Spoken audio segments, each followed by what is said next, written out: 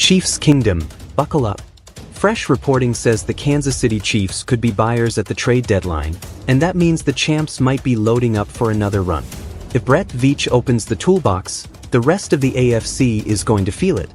Think impact on offense, a jolt on defense, and a message to the league that Kansas City is still playing chess while everybody else is playing checkers. We're talking upgrades that tilt January games. And hey, if you're new here, welcome to Kansas City Chiefs Today, the daily home for news, rumors, and fan talk. We're on a mission, push to 5,000 subs, so if you love seeing this team win, make sure you're along for the ride.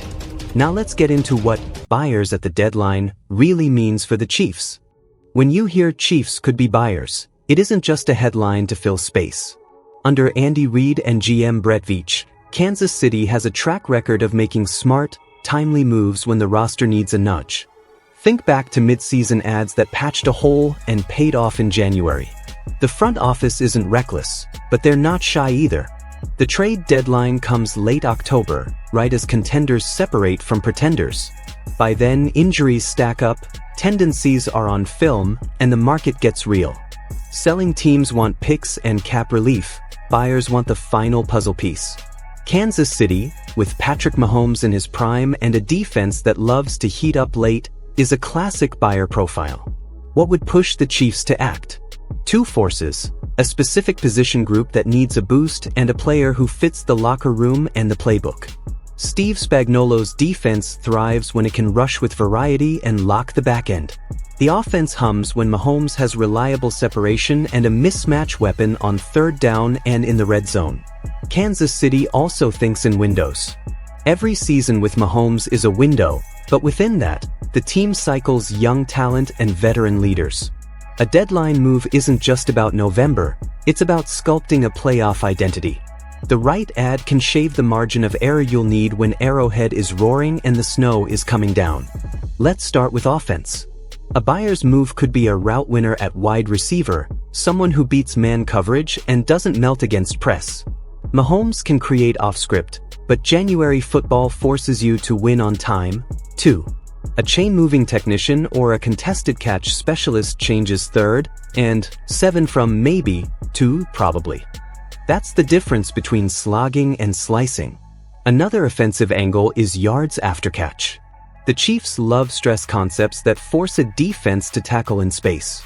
A receiver or hybrid weapon who turns 6-yard crossers into 18-yard gains flips field position and preserves the run-pass balance. It's not just highlights, it's math. More high-percentage throws, fewer hits on your quarterback, and more red zone snaps. On the line, depth matters. An interior stabilizer or a swing tackle with starting experience could be the quietest, most important move of all. You don't notice these guys until something breaks, but in December, when pass rush units are teeing off, you'll be glad you paid a mid-round pick for a calm veteran who knows how to pass off a twist. Defensively, the conversation always returns to pressure and coverage working together. A rotational edge who wins on long and late downs can save an entire drive. Spagnuolo loves waves. He wants fresh legs in the fourth quarter, stunts with timing, and a closer who can shorten a quarterback's clock by half a beat. Add one more functional rusher and suddenly your simulated pressures become nightmares again. In the secondary, January is man coverage season. A physical corner who can play press without constant safety help frees up the call sheet.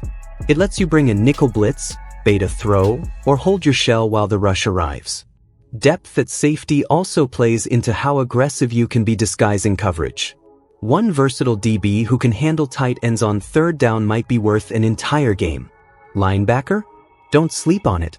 The modern NFL asks linebackers to carry seams, trigger screens, and scrape to the alley while staying clean. A coverage-forward linebacker reduces the need for exotic answers on third and medium and protects you against the AFC's pass-catching backs. It's not splashy, but it's surgical. Special teams, too, can benefit from deadline shopping. A core team stud who plays gunner, vice, and kickoff coverage can flip hidden yardage. In a playoff slog where each team gets 9 real possessions, 10 yards here or there is gold.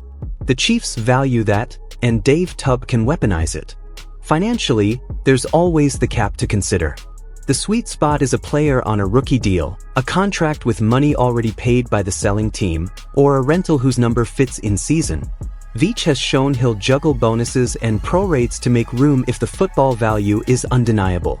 The cost is usually draft capital, so the player has to be worth the pick and the opportunity cost. Let's talk profiles. The first bucket is the difference maker, a near WR1 or a pass rush closer who changes coverage rules. These deals are rare and expensive, but if the player comes with another year of control, you're not just renting, you're investing in multiple playoff runs. The integration is heavy, packages, timing, chemistry, but the ceiling is obvious. Bucket 2 is the premium role player. Think slot separator, boundary big body who wins slants and fades, or an edge with a single elite move on third and long. You're not overhauling the scheme, you're sharpening a weapon. The acquisition cost sits in the mid-round range, and the fit tends to be cleaner. These are the deals that often swing divisional round games. Bucket 3 is the glue piece. Swing lineman, fourth corner with special teams juice, or a safety who handles the dime and lets you live in too high until the opponent proves they can run. The price is manageable, and the payoff is steadiness. You won't print a jersey, but you'll win a field position battle and cut down on busted plays. How do you integrate fast? Offensively, install a starter pack, red zone concepts, third down choice routes, and 3 to 5 day one tags that build confidence. Get the quarterback and the new piece on the same page about option rules. Inside leverage, settle versus run, and hot answers versus pressure. Reps are everything, and Andy Reid's script can feed a new guy early to get the timing right. Defensively, narrow the menu. Put the new rusher in your 4 best third down calls and let him play fast. If it's a DB, align strengths, press specialists press, pattern match technicians pattern mash. Spagnuolo will add layers each week, but the early goal is clarity and violence. When you roll, then expand it. Timeline-wise, the sweet spot is a move that gives you at least 3 regular season games to experiment. That lets you test personnel groupings, build a 3rd and 6th package that the rest of the AFC has to study, and stack tendencies that you can break in the playoffs. The staff loves having counters ready. You can only build those if the piece arrives with time to spare. Locally, the buzz is real because the source of the headline understands this team's rhythm. When a trusted outlet signals buyer energy, it usually reflects conversations about fit, price, and timing, not fantasy football. Chiefs fans are savvy. You know the difference between wishlist talk and smoke from the building. Nationally, the reaction is predictable. Here go the Chiefs again. Keep them on edge. The league has learned that Kansas City patience is not passivity. This front office won't chase chaos, but it will hunt value and pounce when the board lines up. It's why every rumor involving a high IQ receiver or a twitchy edge immediately trends in Chiefs spaces. For the community, this is content season. We want your trade packages, your dream fits, your depth chart reshuffles. We read the comments, and we pull your takes into future videos. The push to 5,000 subs is about stacking a louder, smarter kingdom, one that knows why a nickel who tackles is as valuable as a big-name splash. January in the AFC is a quarterback gauntlet and a defensive chess match. You've got physical defenses that squeeze windows and offenses that punish your second corner or your third linebacker. The Chiefs don't fear anyone, but you respect the matchups. Baltimore's defensive multiplicity, Cincinnati's timing game when healthy, Buffalo's explosives on broken plays. What does a buyer's move do here? It narrows margins. If you add a receiver who wins 1 extra third down in the 4th quarter, that's 2 more minutes of clock and 1 fewer possession for an opponent's star quarterback. If you add an edge who forces a rushed ball on a late drive, that's the difference between overtime and victory formation. You can't guarantee a Lombardi, but you can stack advantages. That's the point. So where does that leave us? The Chiefs should be selective, not splashy for splash's sake. If the board offers a receiver with craft and trust on money downs, you say yes. If the board offers a pass rusher who turns 3rd and 8 into a punt twice a game, you sprint to the phone. If it's depth that keeps the ship steady through the winter, you make the adult move and protect January. Remember, the best version of Kansas City marries Mahomes' magic with a defense that squeezes the life out of drives. A deadline move should honor that identity. Take what this team already does well and supercharge it. Add a player who makes the opponent wrong no matter which lever they pull. And to the fans, keep the receipts. Tell us the spot you'd target, the kind of player you want, and the price you'd pay. This is a championship window, and it's okay to be bold, because the Chiefs are, too.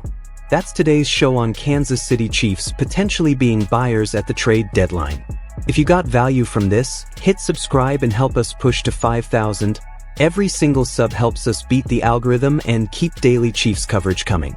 Drop your takes in the comments and join the road to 5,000 subs here on Kansas City Chiefs Today.